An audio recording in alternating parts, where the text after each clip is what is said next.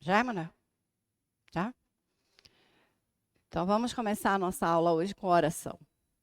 Senhor, nosso Deus Pai, nós te damos graças por este privilégio que temos nesta noite, Senhor, de estarmos aqui na tua presença. Pedimos, Senhor, que teu Espírito Santo nesta noite venha abrir o nosso entendimento, a fim de que nós possamos compreender, Pai, a mensagem da tua palavra para nós nesta noite. Pedimos, Senhor, toma o lugar que é teu neste espaço, neste lugar. Toma o lugar de honra neste lugar e em nossas vidas. Vem falar conosco, Pai. Abençoa cada um dos teus filhos, Senhor, que se disponibilizou para estar aqui conosco, estudando a tua palavra. E traz em segurança, Senhor, aqueles que ainda estão chegando. Fala conosco, essa é a nossa oração a ti, em nome de Jesus. Amém. Então, vamos continuar o nosso módulo, as virtudes cristãs.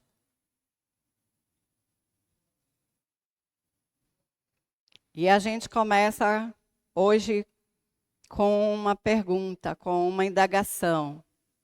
Que tipo de pessoa você quer ser? Pergunta bem difícil de responder, né? Tá?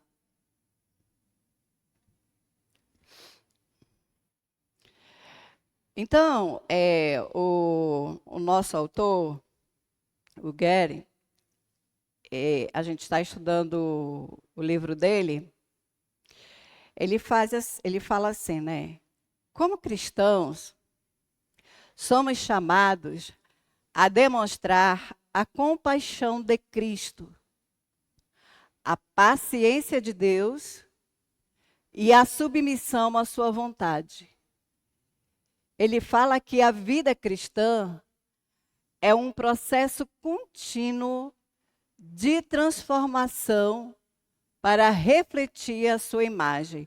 Esse refletir não é no sentido de reflexão, mas é naquele sentido da física, que bate, né, o reflexo da luz, e essa luz, o reflexo dela vai para algum lugar.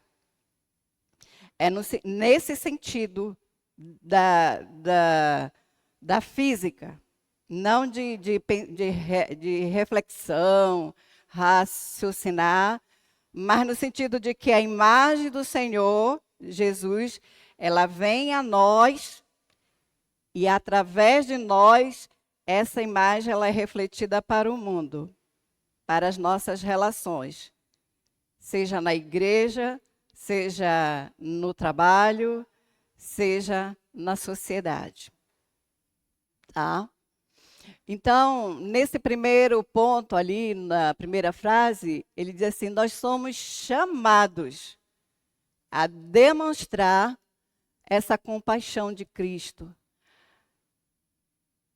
Nos compadecermos das pessoas diante das situações em que elas se encontram,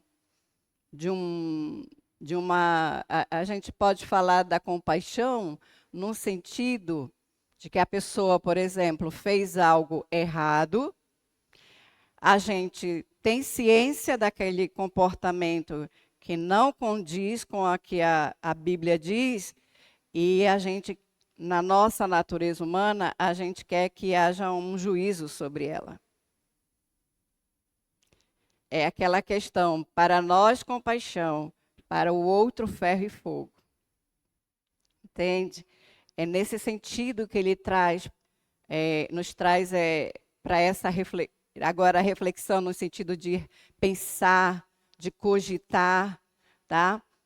Sobre a nossa atitude com o outro, com o erro do outro, com a falha do outro. Porque quando é a nossa falha, nós queremos que todo mundo seja compassivo, né? Que todo mundo compreenda. Mas e quando é o outro? Ainda mais quando esse outro fere a nós. Faz algo que nos machuca profundamente. Então, é nesse momento que é o momento de mostrar compaixão. Porque mostrar compaixão com quem é bom e com quem não faz nada para a gente de ruim é muito fácil. É ou não é? O difícil é você ter que ser compassivo, ter compaixão de quem te feriu. E é nesse sentido que ele traz essa argumentação, tá? Paciência de Deus, nós somos muito imediatistas, ainda mais na era que nós estamos da tecnologia e que basta um clique, tudo se resolve, basta um clique, o Pix vai, basta um clique. Então a gente está numa era em que tudo tem que ser muito rápido. E nós estamos perdendo essa qualidade, essa virtude da paciência. Porque se não for no meu tempo, na hora que eu quero, então, nada feito, Senhor. Não dá para ser teu servo, tá? E submeter-se à vontade de Deus é mais difícil ainda. Porque no fundo, a gente quer que Deus faça o quê? A nossa vontade. Submetermos a nossa vontade ao que Deus quer não é algo tão fácil, não. É essa reflexão que ele traz no sentido de refletir mesmo, de pensar, de cogitar. Ele diz que a conversão, porque tem pessoas assim, eu me converti, Jesus pagou o preço por mim e agora eu não preciso mais nada. 2 Coríntios diz, né? Aquele que está em Cristo, nova criatura é, as coisas velhas já passaram, tudo se fez novo, então está tudo certo e agora é só isso. E ele diz que não. Ele diz que a conversão, aceitar Jesus, é só o início. O verdadeiro crescimento acontece através das virtudes cristãs. Porque são justamente as virtudes que vão recuperar em nós aquela imagem que nós fizemos no último slide da aula passada. Lembra que nós fizemos um caminho do Éden até Jesus? Da queda, onde essa imagem de Deus e semelhança de Gênesis 1:26, ela foi ali manchada por causa da desobediência. Então, através das virtudes, é que essa imagem de Cristo, ela vai ser recuperada, ela vai ser restaurada em nós. Então, a salvação, a conversão inicial, aceitar Jesus, ir na frente, reconhecer Jesus, é só o começo. Até porque quando a gente vem para a igreja, a gente vem com toda aquela carga, tanto da natureza caída. E lembra que a gente estudou sobre temperamento, a gente estudou sobre personalidade, sobre caráter? A gente vem com toda esta carga também familiar. Então, a gente vem muito pesado, a gente vem muito carregado e muitas vezes, ainda que a gente faça parte de um lar cristão, ainda assim, nós precisamos, cada um, ter a sua própria experiência com Deus. A experiência de salvação. Tá? Ele diz que o verdadeiro crescimento acontece através das virtudes cristãs, um processo de cooperação com Deus, em que Deus faz uma parte e nós fazemos outra. E é isso que a gente vai estudar. Tá? Ele diz que a santidade não é instantânea. Tanto que Hebreus, no livro de Hebreus, o escritor aos Hebreus diz: segui a paz com todos e a santificação, sem a qual ninguém verá o Senhor. Veja que a palavra seguir, esse seguir, quando a gente fala seguir, é no sentido de caminhar, né? Vem me seguindo, vem fazendo algo, tá? Então, a vida cristã, ela é uma caminhada. Ok? Santidade não é instantânea, mas um desenvolvimento contínuo. A gente vai ver. Quem pode, João? Quem pode ler? Quem for ler, o João vai entregar o microfone. 1 João, capítulo 3, versículo 3, e outra pessoa, lê para mim, Filipenses, capítulo 2, versículo 12 e 13. 1 João, quem achou, pode ler, rapidinho. 1 João 3,3, olha o que diz. E qualquer que nele tem esta esperança, purifica-se a si mesmo, como também ele é puro. Vê? É uma sequência. Purifica-se a si mesmo. Tá? Como também ele é puro. Como também ele é puro. Jesus é o nosso padrão a ser seguido. Quando nós colocamos pessoas, por mais que a gente tenha muita admiração, como padrão, a nossa tendência é, em algum momento, nos decepcionarmos. Por quê? Por mais que a pessoa tenha uma vida cristã que a gente considere maravilhosa, ela tem ainda a sua natureza caída, e a Bíblia diz: aquele que está em pé, olhe para que não caia, não vigiou, cai. Entende? A Bíblia também diz: o cair é do homem, o levantar, né? Então, ele diz assim: olha, aquele que está em pé, cuide para não cair. Entende? Por quê? Porque nós estamos numa caminhada. Filipenses 2, 12 e 13. Quem achou? E pode ler. Filipenses 2, 12 e 13. Versículos 12 e 13. Quem pode ler? Alguém achou? Isso. Tem que ser rápido, tá, gente? Por causa do nosso horário, que a gente já está bem adiantado. Assim, meus amados, como sempre vocês obedeceram, não apenas na minha presença, porém muito mais agora na minha ausência. Ponham em ação a salvação de vocês com temor e tremor, pois é Deus quem efetua em vocês tanto querer quanto realizar, de acordo com a boa vontade dele. Entende? Então, a gente percebe que tem um agir nosso, um mover nosso nessa caminhada, e tem Deus agindo em nós.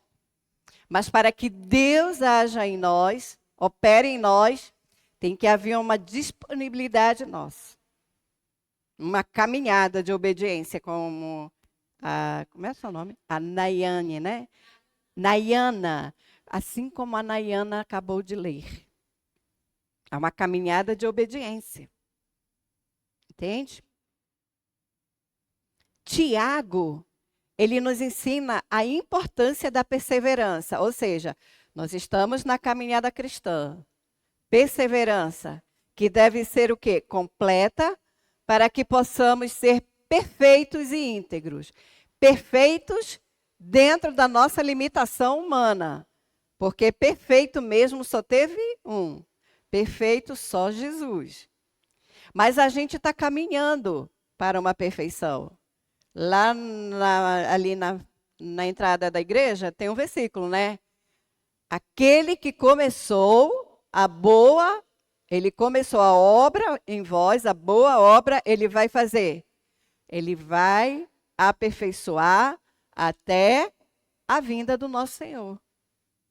Então, nós estamos num processo. O pastor Giovanni sempre prega que nós estamos o quê? Em obras. E é verdade. Nós estamos ainda numa caminhada para a perfeição. Tá? As virtudes de Cristo moldam. Ou seja, Cristo, ele é a forma, o padrão que nós vamos seguir. E nós vamos o quê? Estar moldados de acordo com a forma que ele se comportou, as atitudes dele aqui na terra. São essas atitudes que vão moldar o nosso comportamento, o nosso caráter, de maneira prática, com atitudes do nosso coração. Tiago 1,4. Quem pode ler rapidinho, gente? Tem que ser muito rápido. Tiago 1,4. Ora, a perseverança deve ter ação completa, para que sejais perfeitos e íntegros, em nada deficientes. Entende? Então, lembrem sempre que o nosso padrão é Jesus. As virtudes, elas vêm para restaurar a imagem de Deus que foi perdida no Éden. Então, por causa do pecado, né, quando Deus disse assim, ó, de toda árvore do jardim podeis comer, você pode comer, mas da árvore do conhecimento do bem e do mal não comereis, porque no dia em que dela comerdes, certamente morrereis. Esse morrer aí não é só a morte física, é morte física, espiritual, morte eterna. Mas essa morte, ela é manifesta em delitos e pecados, em práticas. Então, as práticas do homem, e aí a gente vê logo no capítulo 4 de Gênesis, depois da queda, o primeiro assassinato, o próprio irmão Caim matando Abel. O que é isso? É a morte. Que se expressa através de delitos, e quando Paulo ele escreve aos Efésios, ele diz assim, ó, nós estávamos mortos nos nossos delitos e pecados.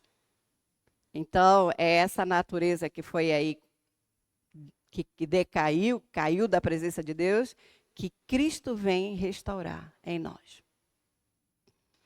Demonstramos virtude ao escolher servir em vez de dominar. Respeitar em vez de cobiçar, e ser amáveis, em vez de truculentos, em vez de ser arrogantes, em vez de ser violentos. A humildade é a base de todas as virtudes, pois Cristo se humilhou para salvar a humanidade. E nós vamos ver bastante sobre a humildade. Crescimento espiritual e a prática das virtudes. O verdadeiro crescimento não se mede apenas pelo conhecimento bíblico, mas pela transformação do caráter. Ser cristão é despertar a imagem de Cristo em nossas ações diárias. O que ele está dizendo? Que não é só ler Bíblia, não é só estudar a Bíblia, embora seja preciso, embora seja necessário. Mas não é só esse crescimento no conhecimento que vai fazer com que nós tenhamos as ações como Jesus também teve.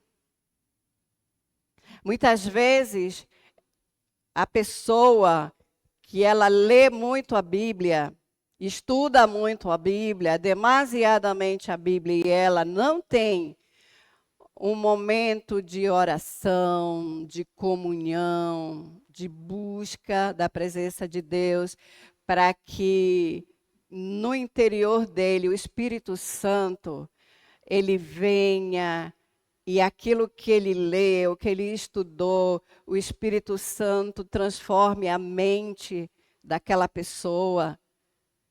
Se ela só estuda, ela vai se tornar só uma pessoa formalista ou legalista. Tá? Então, ele traz esse entendimento, o autor, dessa conexão, dessa ligação que deve ter o estudo da palavra, leitura da palavra e vida com Deus. Vida de oração diária com Deus. Para quê? Para que o Senhor trabalhe na nossa mente e transforme o nosso entendimento.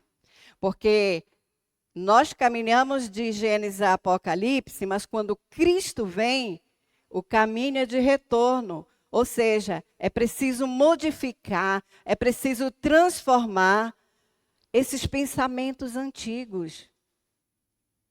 Essa forma de viver caída. Então, na psicologia, existe uma frase assim: você instalar comportamentos corretos numa criança, você ensinar a criança o que é certo, é melhor do que você ter que desconstruir comportamentos errados dela. Você vai ter mais trabalho de corrigir, de tentar fazer essa criança fazer certo depois que ela está acostumada a fazer errado, do que você ensinar a fazer certo. Então, quando a gente vem para o Senhor, a gente vem com muita coisa errada. Muitos comportamentos, muitas atitudes internas erradas, muitos traumas, muitas dores emocionais. E a gente vem assim. Então, o Senhor Jesus vai ter que primeiro o quê?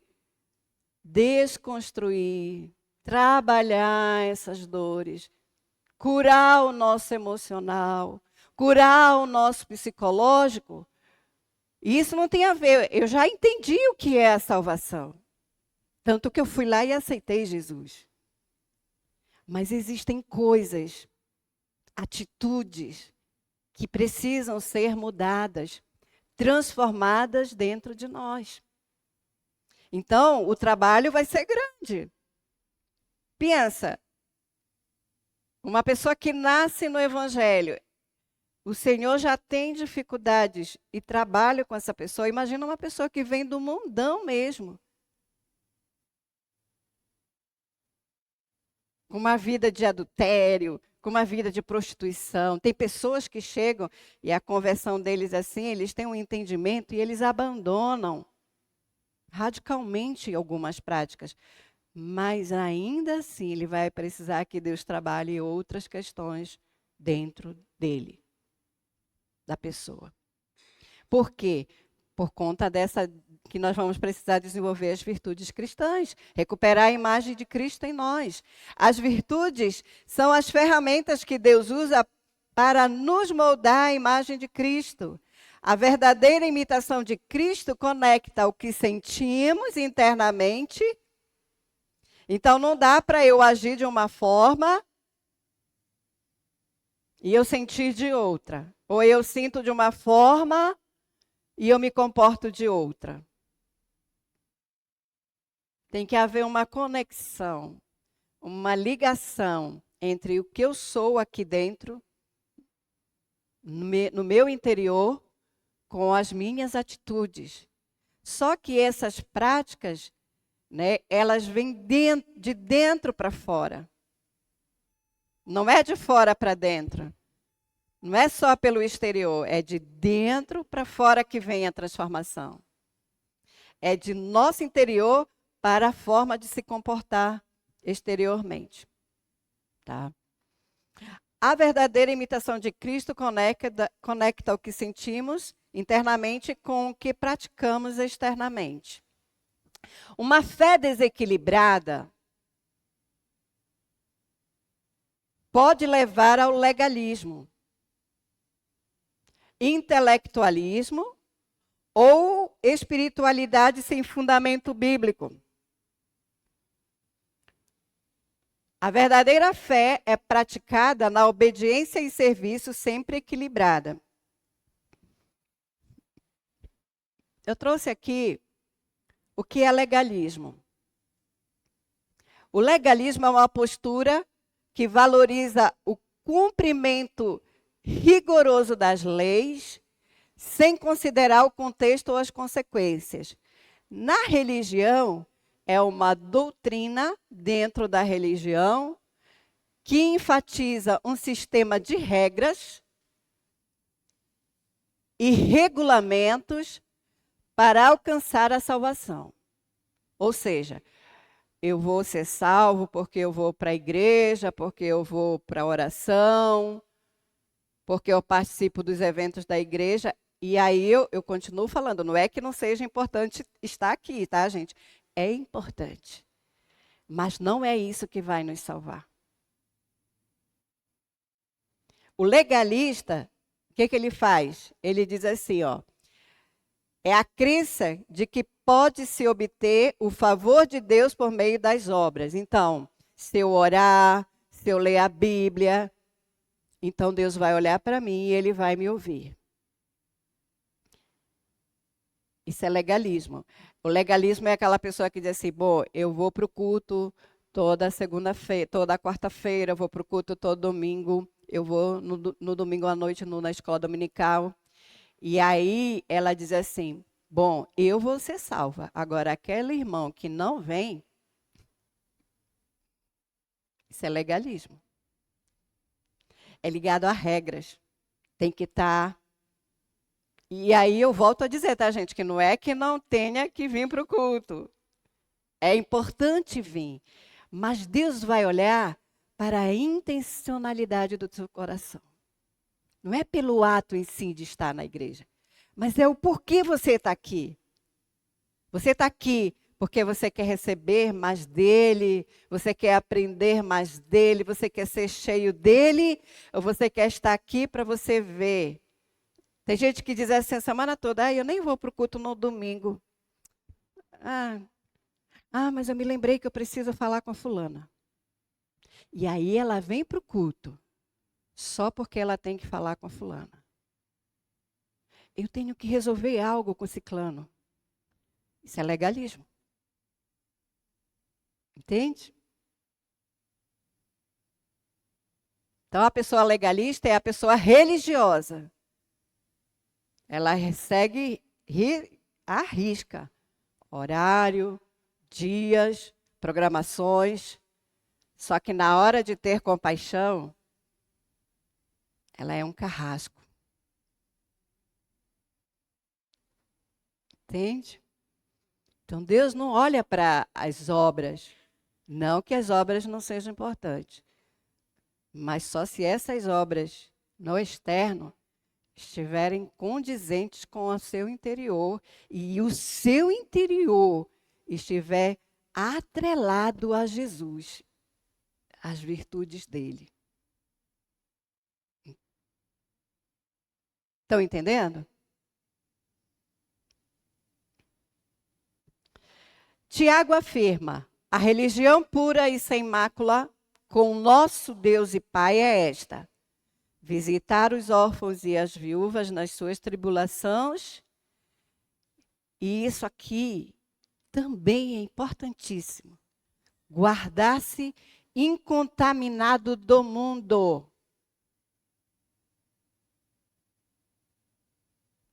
E nós vivemos um tempo em que o secularismo invadiu a igreja. Nós temos muitos comportamentos mundanos dentro da igreja. Eu só dou se me der. Eu só faço o bem para quem me fizer o bem. Quando alguém não faz do jeito que eu quero, eu viro a cara para ele, eu não quero saber dele. Esses são comportamentos mundanos que invadiram a igreja.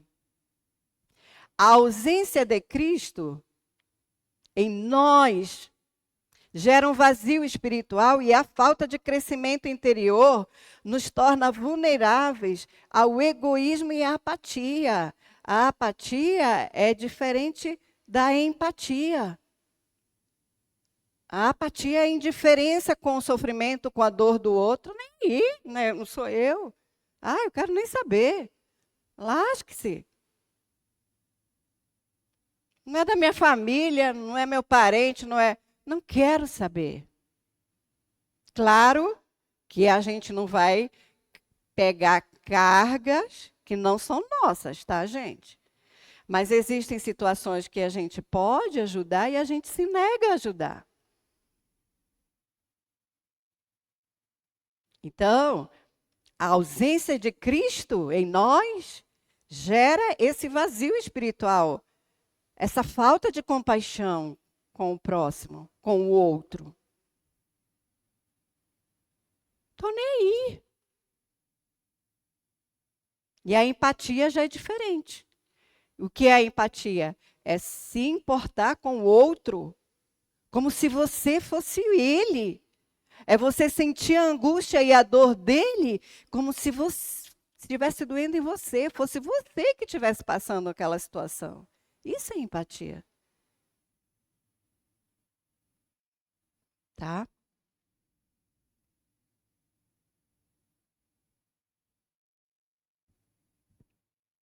Cristo em você. É um outro ponto que o autor traz. Ele diz assim: a mudança espiritual não acontece de uma vez. E a gente está falando desde o início que é um processo. E todo processo, ele é feito em etapas. A primeira etapa, segunda etapa, terceira etapa. E se você pular uma etapa, o resultado final, ele sai diferente. Não sai o resultado que deveria ter saído. Então, num processo, as etapas precisam ser cumpridas. E ele diz aqui: enfrentamos dificuldades, mas a transformação acontece quando buscamos ser moldados por Deus, reconhecendo nossas necessidades internas de mudança. Alguém, por gentileza, Romanos 12, 2. E outra pessoa, 2 Coríntios 3, 18. Rapidinho, gente, rapidinho. Vamos lá. Deixa eu até abrir aqui. Romanos. Quem achou primeiro? Romanos 12. Romanos 12, 2. E alguém já procura 2 Coríntios 3, 18? Olha o que diz Romanos 12, 2. E não sede conformados com este mundo, mas sede transformados pela renovação do vosso entendimento, para que experimenteis qual seja a boa, agradável e perfeita vontade de Deus. 2 Coríntios 3, 18. Quem achou? Romanos. Mas todos nós, com o rosto descoberto, refletindo com um espelho a glória do Senhor, somos transformados de glória em glória, na mesma imagem, como pelo Espírito do Senhor. Tá, gente? Então, o Romanos 12, 2 diz assim, ó. E não vos conformeis. Esse conformar aqui é de moldar, tá? De forma, de se comportar da mesma forma, de tomar forma, o molde, o mesmo comportamento, tá? Com este século, com a forma deste século se expressar na atualidade, mas transformai-vos pela renovação da vossa mente, para que experimenteis qual seja a boa, agradável e perfeita vontade de Deus. Veja que ele fala de transformação. Transformação é processo. Mudança é processo. Tá? A salvação é pela graça, né? É um presente de Deus. Mas o crescimento, e esse crescimento é para a maturidade espiritual, para o desenvolvimento das virtudes, para a restauração da imagem de Cristo em nós, exige nosso compromisso. Devemos nos dedicar ao desenvolvimento das virtudes de Cristo e permitir que Ele se manifeste em nossa vida diária. O Filipenses 2 a gente já leu. Alguém pode ler só a primeira, 2 Pedro 3,18? 2 Pedro. Alguém achou? 2 Pedro 3,18. Quem achou? Aqui é mesmo. Tá aqui. Antes, crescei na graça e conhecimento de nosso Senhor e Salvador, Jesus Cristo. A Ele seja a glória, assim agora, como no dia da eternidade. Amém. Ok, gente? Estão entendendo a sequência do autor? É Cristo em nós, trazendo transformação, trazendo mudança de mente. Nesse sentido, cheguei aqui na igreja, eu achava que mentir era legal, era ser esperto, enganar e me dar bem, em detrimento do prejuízo do outro. Nossa, a gente se reúne e acha graça. Ih, rapaz, eu fiz isso, ó. Passei a perna. E ele nem percebeu que eu passei a perna nele. Tem gente que é assim, quando chega na igreja. E aí o Senhor vai ter muito trabalho, porque a gente está falando de caráter. A gente está falando de um molde que já foi estruturado naquela pessoa. E isso é muito sério. Porque, por exemplo, quando... Vou dar um exemplo de quando eu era garota. Quando as pessoas compravam muito a prestação, que era uma pessoa que ia com vários utensílios na porta das pessoas, e ela comprava e ele dizia assim mesmo, você pode pagar por semana. Você vai pagando até terminar. Às vezes você comprava uma coisinha, como os juros hoje, que você é um valor à vista, se você parcelar, tem os juros do cartão. Então, aquele objeto, que digamos que custasse R$10, você ia pagar R$50, mas você ia pagar por semana. R$10, R$5 numa semana, R$2, quanto você pudesse pagar. Se ele chegasse lá e não tivesse dinheiro, não tem problema. Qual é o dia que eu posso passar e pegar? Vamos supor que a mãe diga assim, a pessoa chegue lá, ela não tem o dinheiro, e aí ela também não quer dizer para a pessoa lá que não tem o dinheiro, e ela diz para o filhinho, diz assim, ó, vai lá e diz que eu não estou.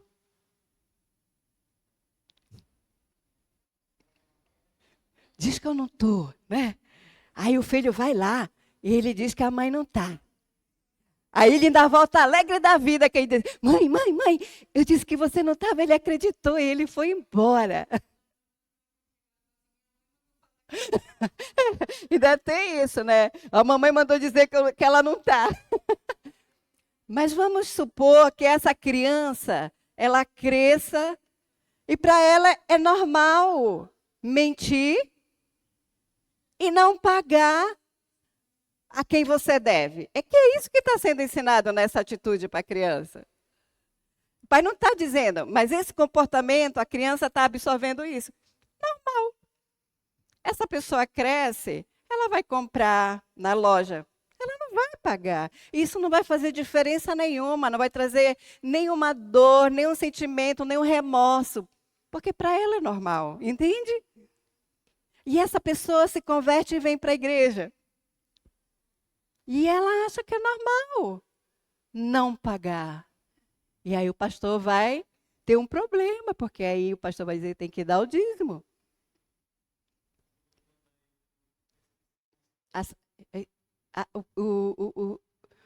É porque é para sair no... Vai lá. Diga. Vai ter que mandar o irmão pro SPC cristão. Vai mandar para o SPC. Entende? E para ele não é problema nenhum colocar o nome no SPC. Ele não paga. Né? Para quem que é um problema o nome ir para o SPC? Para quem é honesto. Não é? Para quem está acostumado a pagar dívida. Para quem gosta de pagar suas dívidas em dia. Para essa pessoa, nossa, vai ser um problema. Eu garanto para vocês que vai ser um problema. Mas para quem está acostumado a enganar o outro, problema nenhum. Ele ainda vai achar que ele é muito esperto. Graça potente. Nós precisamos dessa graça potente. E ele fala aqui, a graça de Deus não é apenas o perdão, mas também o poder de Deus para nos transformar. Ela vai além. Deus não somente nos perdoa. Não seria muito fácil a gente chegar na igreja e dizer assim, não, Jesus já perdoou. E Jesus já perdoou mesmo, ele pagou um preço caríssimo na cruz por nós. Mas não seria muito bom só isso? Agora eu não preciso mais fazer nada. Jesus já pagou o preço. Eu não preciso só ficar aqui, de boa, tranquila. O preço já foi pago. Só que ele fala aqui, não é somente perdão, mas também esse poder que vai nos transformar, que vai fazer uma limpeza no nosso caráter que muitas vezes foi mal formado. Embora Deus nos dê a graça, é necessário que cooperemos com Ele para crescermos espiritualmente. Porque se eu não me disponibilizar a orar, a aprender, a buscar, a servir ao Senhor e a deixar o Senhor me transformar, nada vai acontecer. Não é uma... Deus tem a graça potente, o poder para nos transformar e nos libertar. Mas nós precisamos nos entregar a esse poder, a essa graça e permitir que Ele nos transforme. Tito 2, 11, versículos 11 e 12. E alguém, por gentileza, 1 Coríntios 15, 10. É, o Tito. Tito 2, 11 e 12. Porque a graça de Deus se manifestou salvadora a todos os homens. Ela nos ensina a renunciar à impiedade e às paixões mundanas e a viver de maneira sensata, justa e piedosa nesta era presente, enquanto aguardamos a bendita esperança, a gloriosa manifestação de nosso grande Deus e Salvador Jesus Cristo. Deu para perceber que há uma cooperação nossa, uma disponibilidade interna nossa para que o Senhor nos transforme, nos liberte? A outra referência bíblica, 1 Coríntios 15, 10. Quem achou? Maria Rosa. O que diz lá? Mas pela graça de Deus, sou o que sou, e pela graça para comigo não foi vã. Antes trabalhei muito, mais que todos eles. Todavia, não eu, mas a graça de Deus que está comigo. Entende? Então, a graça de Deus está em nós. E nós precisamos... Desculpa. Deixa eu beber uma aguinha. É o vento aqui do...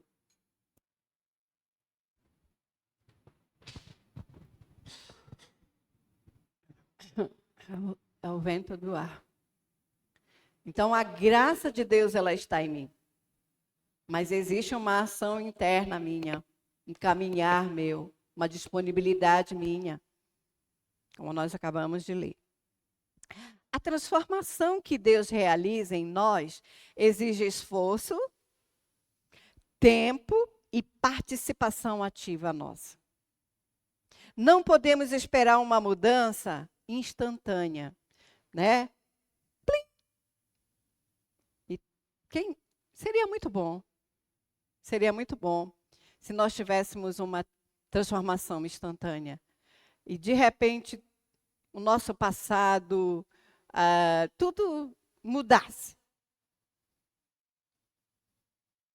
Só que não é assim. A graça de Deus, ela é potente para nos transformar. Mas nós temos que ser ativos no trabalho, deixando o Senhor agir em nós. Não podemos esperar uma mudança instantânea. Ela vem com o envolvimento constante e a busca pela semelhança de Cristo. Que é essa a nossa caminhada na vida cristã. É essa a nossa busca agora das virtudes de Cristo, dos comportamentos, da forma de agir do Senhor Jesus Cristo. O processo começa ao refletirmos sobre nossas atitudes e sentimentos. Eu preciso fazer uma análise de mim mesmo. Eu preciso olhar para dentro de mim e ver o que em mim está impedindo o mover e o agir do Senhor, de que o Senhor me use na sua obra. O que está em mim atrapalhando o agir de Deus em mim? Submetendo-os, esses sentimentos, essas atitudes, muitas vezes é uma mágoa. E nós temos, como nós somos cristãos, a tendência de desenvolver um mecanismo de defesa, que é chamado negação. Eu digo, não, eu não estou. Eu não tenho nada contra aquele irmão. Eu só não quero que ele chegue perto de mim. E nem fale comigo, e nem se direcione para mim. Ele não fazendo isso, está tudo ok. A gente vai continuar firme aqui na igreja. Contanto que não se aproxime de mim, não fale comigo, não tenho nada contra ele. Entende? Submetendo esses sentimentos, essas atitudes ao Pai misericordioso, precisamos deixar de lado as aparências e buscar uma transformação verdadeira. Eu não gosto da pessoa, mas quando ela chega perto de mim, eu finjo que gosto dela, falo com ela, mas ela vira as costas e eu começo a tecer uma série de comentários.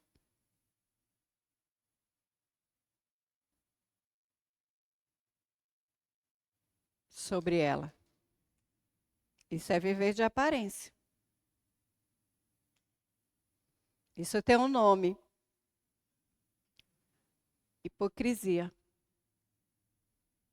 E muitas vezes nós somos hipócritas, ou não? E aí cada um de nós faz a sua própria análise. Tá? E eu não estou acusando ninguém, tá, gente? Eu estou trazendo a situação para, às vezes, a gente analisar o nosso próprio interior. Porque muitas vezes a gente está se enganando. E Deus Deus não vai fazer. Porque Deus, ele é educado, ele não vai se impor sobre nós. Ele quer que nós desejemos, ansiemos pela presença dele, pela santidade dele, pela graça dele na nossa vida. Ele quer que isso seja um anseio dentro de nós. Não pode ser, e nunca vai ser uma imposição de Deus. Deus não age pela imposição. Ele não subjuga, ele não obriga, ele não se impõe sobre nós. Ao contrário, ele quer que nós abramos o nosso coração e possamos dizer a ele: vem, Senhor, sobre a minha vida e me ajuda nessa fraqueza. Não é que você não vai sentir uma indiferença com uma pessoa da igreja. Nós vamos, porque nós somos humanos. Às vezes a pessoa fica com raiva da outra, porque ela passou perto e às vezes a pessoa está conversando com outra e ela não falou com ela. E aí ela já fica achando que será? Ela vai para casa, ela não dorme. O que será que eu fiz? Nossa, eu não fiz nada. Por que a fulana não olhou para mim? Por que ela não fez? A nossa mente é um campo impressionante. E a gente passa a semana toda com aquela ideia na cabeça. Que eu não fiz nada para fulana. E aí vai gerando o quê? Sentimentos. Bom, não fiz nada para ela, então também não vou falar com ela. Eu não vou perguntar nada. E isso vai virando uma bola de neve dentro da gente. Estou fazendo uma coisa simples. Mas muitas vezes isso vira uma inimizade de duas pessoas dentro da igreja. Tá? Precisamos deixar de lado as aparências e buscar uma transformação verdadeira. A gente tem muita dificuldade de chegar com as pessoas e dizer: irmã, eu fiz alguma coisa para você? Aí, hã? É porque você não olhou para mim. Sério, eu nem te vi. E aí quebra. Mas a gente não quebra, porque a gente não tem coragem de perguntar para aquela pessoa: eu fiz alguma coisa para você? Para você não ter falado comigo? Não, a gente vai criando um monte de ideia, sabe, na cabeça, não dorme, fica mal, gera depressão, gera ansiedade. E às vezes a pessoa não falou porque nem te viu, nem viu aquela pessoa. Nós não devemos ver de aparência. Vamos resolver as questões com as pessoas. Vamos quebrar as ações de Satanás no nosso meio. E vamos deixar que o Espírito Santo trabalhe em nossas vidas, que a graça de Deus trabalhe em nossas vidas. Crescer espiritualmente também é aprender a descansar em Deus, deixando de lado o esforço para parecer perfeito e permitindo que Ele nos molde internamente. Nós não precisamos ter a aparência de que somos perfeitos.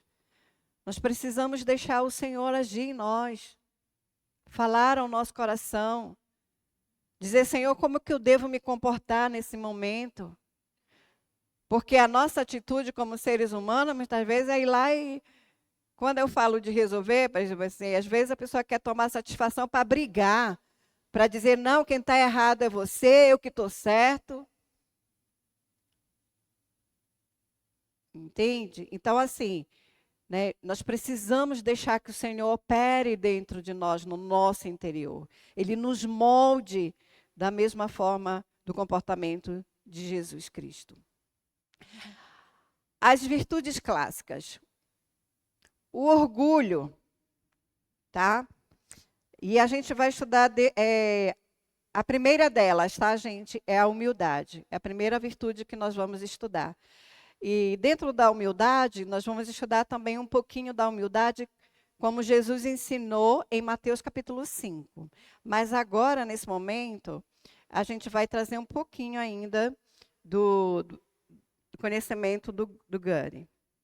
Ele diz assim: o orgulho é espiritualmente letal. O que significa? É mortal. O orgulho mata. Podendo sabotar o crescimento espiritual, o nosso crescimento espiritual. A humildade é fundamental para a vida cristã e a base de todas as virtudes. Isso quem falou? João Calvino, Andrew Murray, tá? E isso também está em Provérbios 16, 18. Alguém pode achar? E Tiago, capítulo 4, versículo 6. Provérbios 16, 18, o que diz lá? A soberba precede a ruína e a altivez do espírito a queda. Tiago, capítulo 4, versículo 6. Alguém achou? Tiago, capítulo 4, versículo 6. Deixa eu ver se consigo achar aqui. Tiago, capítulo 4, versículo 6. Antes, ele dá maior graça. Portanto, diz: Deus resiste aos soberbos, mas dá graça aos humildes. E olha só, eu trouxe aqui para vocês o que é orgulho, tá? Ele deriva do espanhol orgulho, do castelhano, que eu não sei pronunciar, castelhano, e do francês.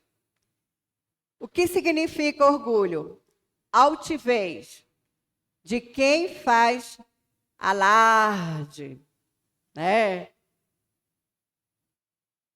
De suas próprias qualidades. Orgulho é mesmo que arrogância, altivez, soberba. O que é orgulho também? É um excesso de admiração que o indivíduo tem em relação a si próprio, baseado em suas próprias qualidades, características e ações. E aí, como a Jaqueline leu, a soberba precede a queda. E nós temos um exemplo na Bíblia, Quem foi o arrogante, o orgulhoso que caiu? Lúcifer. Por que que Lúcifer caiu? Por causa da arrogância. Em Ezequiel 28, vou ler rapidinho só para vocês entenderem essa parte. Ezequiel 28.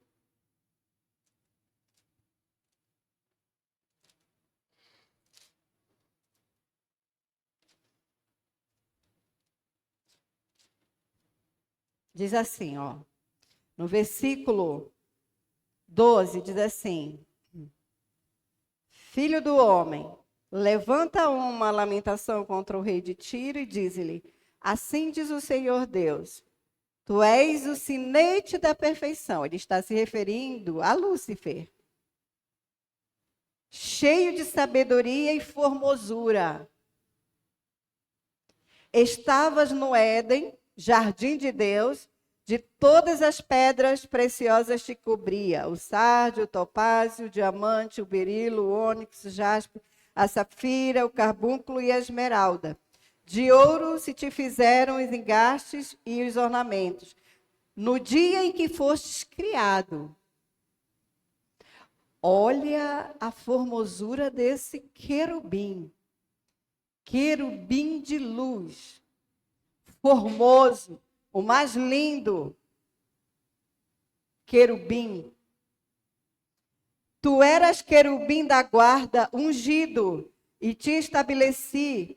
Permanecias no monte santo de Deus, no brilho das pedras andavas.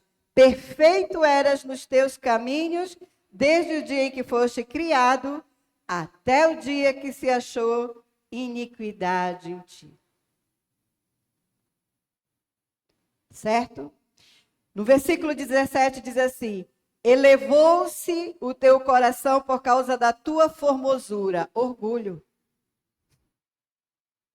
Orgulho. Características. Lembra que nós lemos aqui? Tá? Lancei-te por terra diante dos reis. Te pus para que te contemplem. Então, Lúcifer, ele foi arremessado. Porque em Isaías diz assim: eu subirei ao céu, serei semelhante ao Altíssimo, vou destronar o Altíssimo. Orgulho. É por isso que o Provérbios fala: o orgulho precede. A soberba é orgulho, tá, gente? Precede a queda. Ou seja, a consequência da soberba é a ruína. Vamos ser arruinados.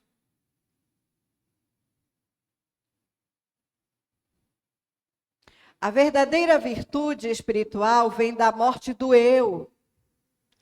O nosso eu precisa ser mortificado. Para quê? Para que Deus seja entronizado na nossa vida. Se o nosso eu estiver entronizado, Deus não tem como ser entronizado na nossa vida. Não tem como ser as duas coisas ao mesmo tempo. Ou é Deus, ou somos nós que estamos entronizados. O nosso eu, aquela pessoa que diz assim: não, a igreja só vai para frente porque eu fiz tal coisa. Essa programação só saiu porque eu. Não, irmãos, não somos nós. Nós somos cooperadores. Tudo que sai é porque é Deus que está entronizado em nós. É para a glória dele. É para que a presença dele, o nome dele seja glorificado.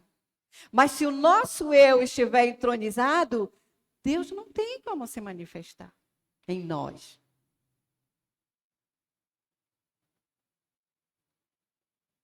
A humildade não é apenas uma atitude externa. Ai, uma roupinha. Ai, uma mãozinha assim. Meu Deus. Não. A humildade é atitude interna, é comportamento. Não é aparência. Ai, meu Deus. Não é. É a atitude aqui dentro. Mas uma transformação interna contínua. Cristo, sendo o Filho de Deus, exemplificou humildade em sua vida. Filipenses capítulo 2, versículos 5 a 8. Eu vou pegar aqui, que eu acho que é mais rápido. Vou ler aqui. Filipenses é uma passagem bíblica que eu amo muito. Filipenses capítulo 2, e depois alguém já deixa aberto em Mateus 11, 29, por gentileza. Olha o que diz aqui em Filipenses 2, 5 a 8. Diz assim, tende em vós o mesmo sentimento que houve também em Cristo Jesus, pois ele, subsistindo em forma de Deus, não julgou como usurpação o ser igual a Deus. Que hora é o intervalo? 10 para as 9? 15 minutinhos até para pegar as notas. Tá, então eu vou terminar essa aqui e a gente volta depois. Tá? Vou terminar essa leitura aqui.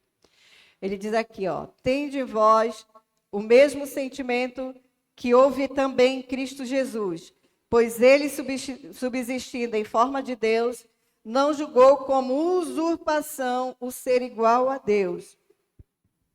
Antes a si mesmo se esvaziou, assumindo a forma de servo, tornando-se em semelhança de homens e reconhecido em figura humana. A si mesmo se humilhou, tornando-se obediente até a morte e morte de cruz. E quando essa passagem bíblica ela fala sobre a si mesmo se esvaziou, Jesus se esvaziou, o que ela está dizendo que Jesus fez? O termo no original grego para esvaziar-se é kenosis. Ou kenose. O que significa kenosis? Refere-se à doutrina do esvaziamento de si, de Cristo e sua encarnação.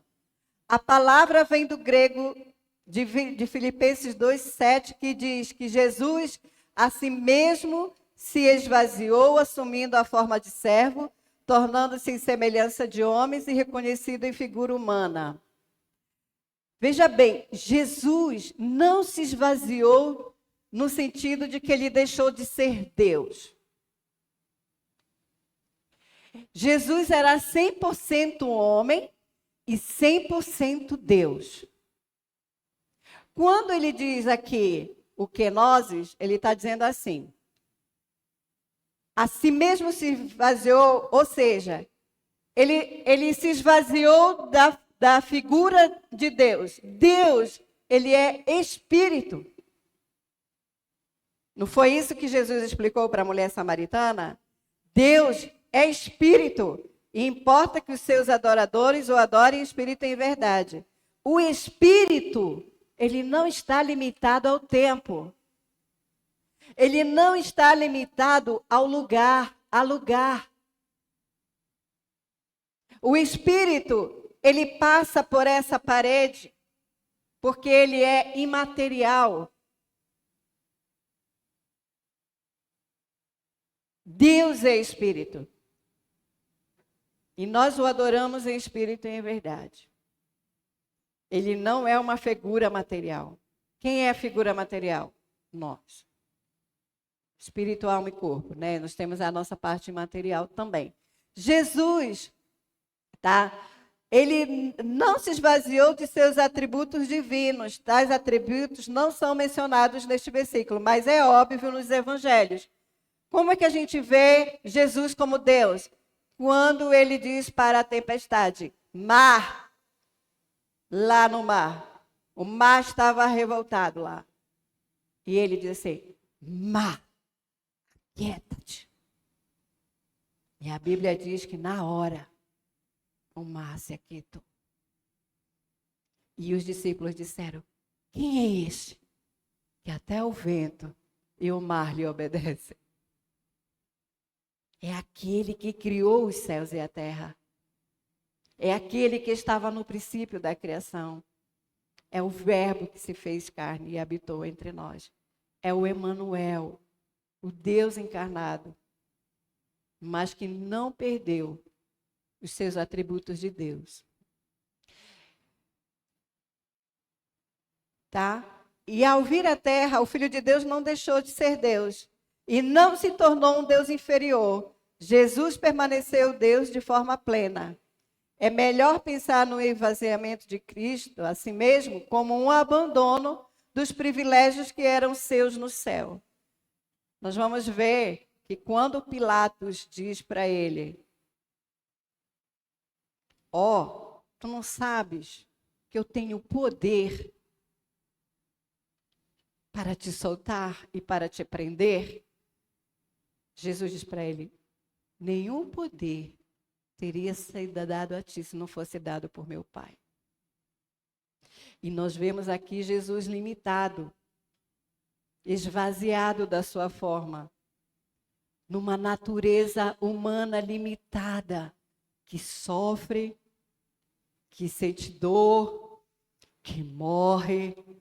O esvaziamento é nesse sentido, porque ele tomou a forma humana, mas ele não deixou de ser Deus. E como homem, ele viveu uma vida perfeita. Tá bom? Nós vamos dar uma paradinha para vocês lancharem e depois a gente volta e continua, tá?